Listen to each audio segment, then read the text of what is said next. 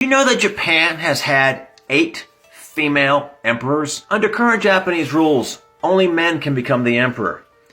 But in Japanese history, 8 women have actually held that title, and 2 of them did it twice. The first was Empress Suiko, who was elevated to the role for stability after an assassination. She actually deserves her own video, and I'll have to do that at some time. The second was Empress Kogyoku, who stepped down after her brother became old enough to assume the throne. After he died with no clear successor, she stepped in again, becoming Empress Saimei. The next was Emperor Jito, and books differ on when her reign started. But she came in to provide stability as well, when there was a rivalry between her son and another candidate. When her son died, she ended up serving until her grandson was old enough to assume the throne. The next was the Empress Genmei, who is actually the half-sister of the Empress Jito. She also stepped in as her grandson was too young to rule. The next was the Empress Gensho, who was the daughter of the Empress Genmei. This is the only time in Japanese history where a woman succeeded a woman in the imperial line.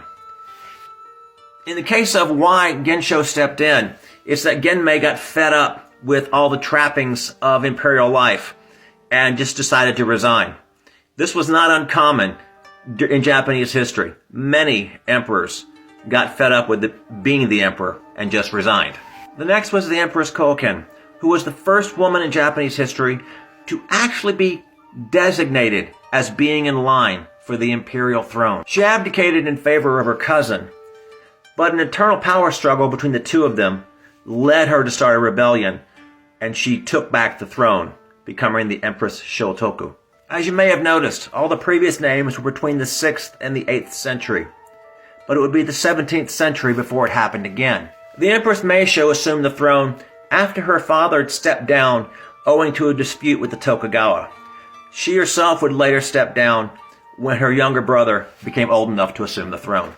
The last woman was in the 18th century, when the Empress Go Sakuramachi assumed the throne when an heir was too young to take the throne himself. She stepped down when the heir was old enough. If you like my Japanese history snippets, please follow, subscribe, like, and share my videos. Thank you very much.